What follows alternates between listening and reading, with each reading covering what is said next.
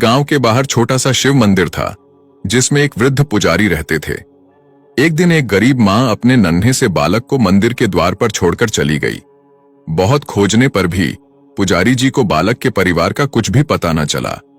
जब गांव का भी कोई व्यक्ति उस बालक का लालन पालन करने को तैयार न हुआ तो पुजारी जी ने भगवान शिव की इच्छा समझकर उसे अपने पास रख लिया और उसका नाम भोला रख दिया। गांव के श्रद्धालु भक्तों से जो कुछ प्राप्त होता उसी से भगवान शिव का, पुजारी जी का और बालक भोला का किसी तरह गुजारा चलता। यदि किसी दिन कम भी पड़ता तो पुजारी जी बालक और भगवान को भोग लगाकर स्वयं गंगा जल पीकर रह जाते। धीरे धीरे भोला बड़ा होने लगा और अब वह पुजारी जी के कामों में हाथ बंटाने लगा। वृद्ध पुजारी जी के थके हारे हाथों को कुछ आराम मिलने लगा, इसलिए उन्होंने भोला को मंदिर की सफाई, भगवान शिव की पूजा, उनको भोग लगाने और उनकी आरती करने की विधि अच्छी प्रकार समझा दी। अब वे स्वयं भगवान शिव के जप व संकीर्तन में समय व्यतीत करने लगे। एक दिन भगवान शिव के मंगलकारी नाम शिव का जप करते हुए ही उनके प्राण छूट गए। अब बालक भोला भगवान शिव के ही सहारे था। उसने पुजारी जी की ये 3 बातें कभी नहीं भूली। 1. भगवान भोलेनाथ शिव शंकर को ताजी गर्म रसोई का ही भोग लगाना। 2. भगवान को भोग लगाए बिना स्वयं कुछ भी नहीं खाना। 3. भगवान शिव पर विश्वास रखकर कभी भी किसी भी वस्तु का संग्रह न करना, बासी भोजन का भी नहीं। यदि कोई भक्त पहले से बना भोजन या मिठाई मंदिर में दे जाता तो वह उसे गरीबों में बांट देता। वह ताजी रसोई बनाकर ही भगवान को भोग लगता, उसके बाद ही स्वयं प्रसाद ग्रहण करता और यदि बचता तो उसे बांट देता। यदि रसोई बनाने को सामग्री न होती तो भोले बाबा और भोला भक्त दोनों गंगाजल पीकर ही रह जाते।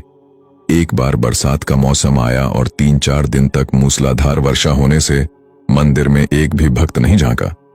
भोला अपने भोले बाबा को गंगाजल का ही भोग लगाता और उसे ही पीकर रह जाता। भोले बाबा बालक की भक्ति, सहन शक्ति की परीक्षा लेते रहे, किंतु आखिर में अपने भक्त को भूख से तड़पते देख उनसे रहा न गया। वे सेठ के नौकर का रूप धरकर हाथ में भोजन सामग्री की पोटली लेकर वर्षा में भीगते हुए मंदिर के द्वार पर जा पहुंचे। उन्होंने आवाज लगाकर भोला को बुलाया और उसके हाथ में पोटली देते हुए बोले, सेठ जी ने यह सीधा अर्थात कच्चा राशन भेजा है। इससे रसोई बनाओ, भोग लगाओ और स्वयं भी प्रसाद पाओ। मैं कल फिर आऊंगा। भोला भगत ने आशीर्वाद देकर उसे विदा किया और सूखी गीली लकड़ियों के धुएं में गर्म रसोई बनाकर भोले बाबा को भोग लगाया। पूरे वर्षा के मौसम में भोले बाबा नौकर के वेश में भोला भगत को सीधा देने आते रहे और स्वयं भी गर्मा गर्म रसोई का भोग पाते रहे। एक दिन भोला भगत ने सोचा कि सेठ जी को सीधा भेजते हुए 4 महीने हो चले हैं, किंतु वे स्वयं कभी मंदिर में भोले बाबा का प्रसाद ग्रहण करने नहीं आए। अगले दिन जब भोले बाबा नौकर के वेश में सीधे की पोटली देने आए तो भोला भगत उनसे बोला, भाई, तुम्हारे इतने धर्मात्मा सेठ जी कभी स्वयं मंदिर में प्रसाद लेने नहीं आए। इस कारण मेरा हृदय अत्यंत दुखी हो रहा है। अपने सेठ जी से कहना कि कल वे भी मंदिर में प्रसाद ग्रहण करने अवश्य पधारें। भक्त की बात सुनकर नौकर बने भोले बाबा चौंक कर घबरा उठे और बोले, पुजारी जी, सेठ जी मेरे द्वारा आपको सीधा भेजते हैं। आप इससे भगवान को भी भोग लगा लेते हैं और स्वयं भी प्रसाद पाते हैं। फिर सेठ जी को बीच में बुलाने की क्या जरूरत है? जैसा चल रहा है वैसे ही चलने दीजिए ना। भोला बोला, ऐसे कैसे चलने दूं? आपके धर्मात्मा सेठ जी इतने दिनों से सीधा भेज रहे हैं, क्या मैं उन्हें भगवान का प्रसाद देने का अपना कर्तव्य भी पूरा न करूं? मैं किसी का उधार खाने वाला नहीं हूं। अपने सेठ जी से कह देना कि यदि कल भोले बाबा का प्रसाद ग्रहण करने न पधारे तो मैं उनका सीधा लेना बंद कर दूंगा। नौकर बने भोले बाबा तो अपने भोले भगत की अक्कड़ देखकर कांप उठे और यह सोचकर मन मन में हंसे कि वाह, आज तो लेने वाला ही देने वाले पर धौंस दिखा रहा है। लेकिन सरल हृदय भक्त के मनोभाव पर रीझ कर वे बोले, ठीक है पुजारी जी, कल सेठ जी मंदिर में प्रसाद ग्रहण करने जरूर पधारेंगे। दूसरे दिन बड़े सवेरे ही भोले बाबा नौकर के वेश में दूध और बहुत सारी भोजन सामग्री लेकर मंदिर पहुंच गए। भोला चौंकते हुए बोला, भाई, आज इतना सारा सीधा किस लिए ले आए? नौकर बने भोले बाबा बोले, पुजारी जी, भूल गए क्या? आज आपने सेठ जी को प्रसाद के लिए बुलाया है, इसलिए आप छक्कर रसोई बनाइए और भोले बाबा को भोग लगाइए। हाँ, यह तो बता दीजिए कि सेठ जी किस समय आएंगे।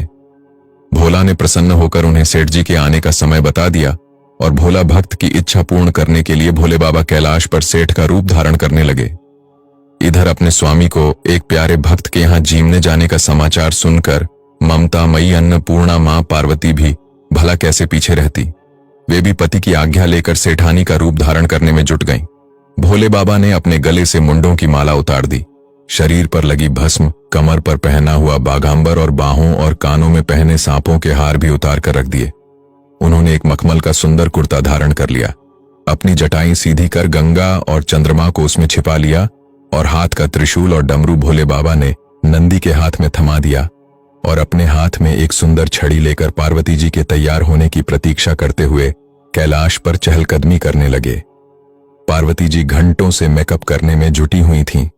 उन्होंने आज सुंदर बनारसी साड़ी निकालकर पहनी, जिसका रंग सेठ बने शिवजी के कुर्ते से मैच कर रहा था।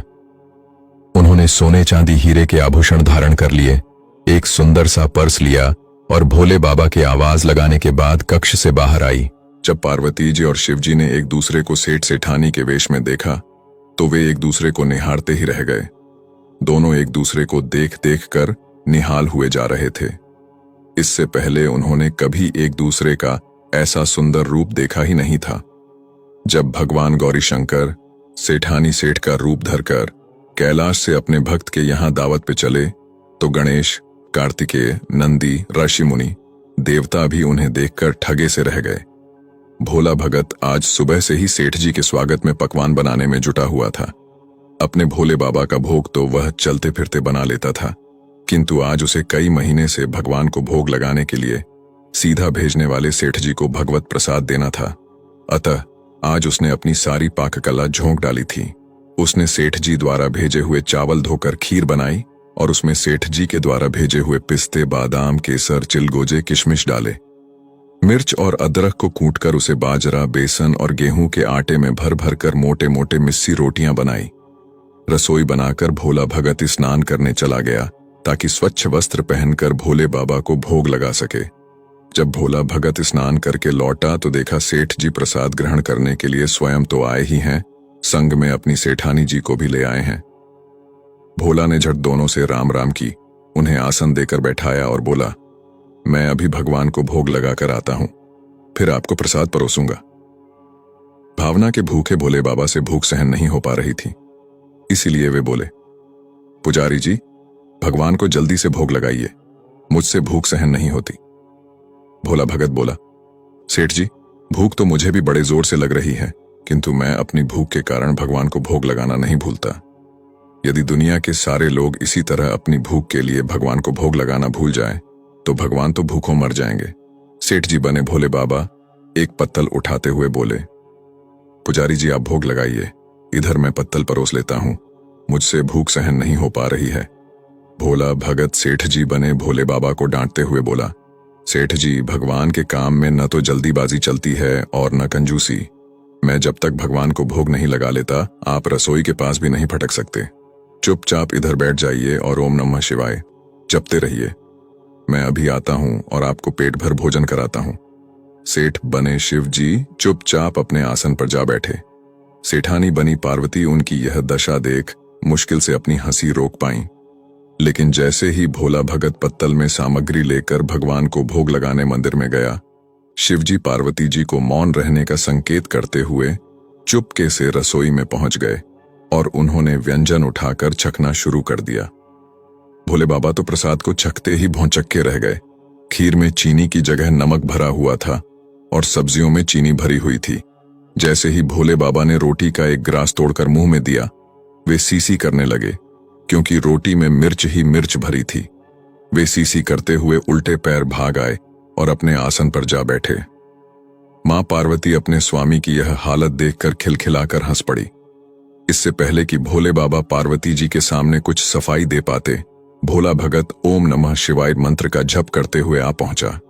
उसने भोग को रसोई में मिलाकर उसे पवित्र बना डाला और फिर सेठ जी के सामने पत्तल परोसकर हाथ जोड़कर बोला, सेठ जी, अब आप जी भरकर प्रसाद पाइए। भोले बाबा तो अभी अभी भक्त की भक्ति से भी जोरदार उसके हाथ की बनी हुई रसोई छक चुके थे, अतः उसे जीमने की बात सुनकर उनके पसीने छूटने लगे। कभी वे भोला का तो कभी पार्वती का मुख देखने लगते। भोला बोला, सेठ जी, अब क्या हो गया आपको? अभी अभी तो इतनी उतावली मचा रहे थे, अब क्यों नहीं जीमते? आप जीमोगे तभी तो माता जी भी प्रसाद ग्रहण करेंगी और फिर मैं भी प्रसाद पाऊंगा। भोला की बात सुनकर भोले बाबा ने चुपचाप खीर का कुल्हड़ उठाया और सारी नमकीन खीर गटागट पी गए। कुल्हड़ खाली होने की देर थी कि भोला ने उसे झट से भर दिया। अपने प्रिय भक्त के हाथों परोसे हुए भोग में भगवान को आज दुगना स्वाद आने लगा। भोला परोसता गया और भोले बाबा पीते गए। जगन्माता पार्वती भक्त और भगवान दोनों के प्रेम को देख देख कर मंत्रमुग्ध होती रहीं। जब सारी रसोई समाप्त हो गई तो भोला को होश आया और बोला, वाह सेठ जी वाह, मैं ही बावला था जो इतनी थोड़ी सी रसोई बनाई। मुझे पता होता कि आपको प्रसाद ग्रहण करने का इतना शौक है तो और भी ज्यादा रसोई बनाता। भोले बाबा अपने पेट पर हाथ फेरते हुए बोले, पुजारी जी, मैं इतना रोज कहाँ खाता हूं, किंतु आज प्रसाद इतना स्वादिष्ट बना था कि अपने पर वश ही नहीं रहा और खाता ही चला गया। किंतु तभी भोला भक्त उदास होकर बोला, सेठ जी, वह तो आपने ठीक किया, लेकिन माता जी तो भूखी ही रह गईं। ममतामयी पार्वती मां से भोला का उदास मुख देखा नहीं गया। उन्होंने बची हुई खीर की 4 बूंदें ही छक ली। भोले बाबा द्वारा भोग लगाने से प्रसाद में अद्भुत अलौकिक स्वाद भर गया था। ऐसी सुगंधित और मीठी खीर छककर जगत जननी आकंठ तृप्त हो गईं और उनके तृप्त होते ही सृष्टि का प्रत्येक प्राणी तृप्त हो गया। भोला भक्त बोला, सेठ जी, आपने और माता जी ने प्रसाद ग्रहण कर लिया, इससे मुझे अत्यंत संतोष हुआ है। समझ लीजिए कि आप दोनों द्वारा प्रसाद ग्रहण करने से मेरा भी पेट भर गया। मेरी तो वैसे भी महीने में 4-4 एकादशी हो जाती हैं, किंतु मैं भी एक दाना ले ही लेता हूं, जिससे कि भोले बाबा के प्रसाद का अनादर न हो। ये कहकर जैसे ही भोला ने खीर के पात्र में लगा चावल का एक दाना उठाकर अपने कंठ में डाला, उसकी जन्म जन्मांतर की भूख प्यास मिट गई और समस्त वासनाओं और इच्छाओं की तृप्ति हो गई।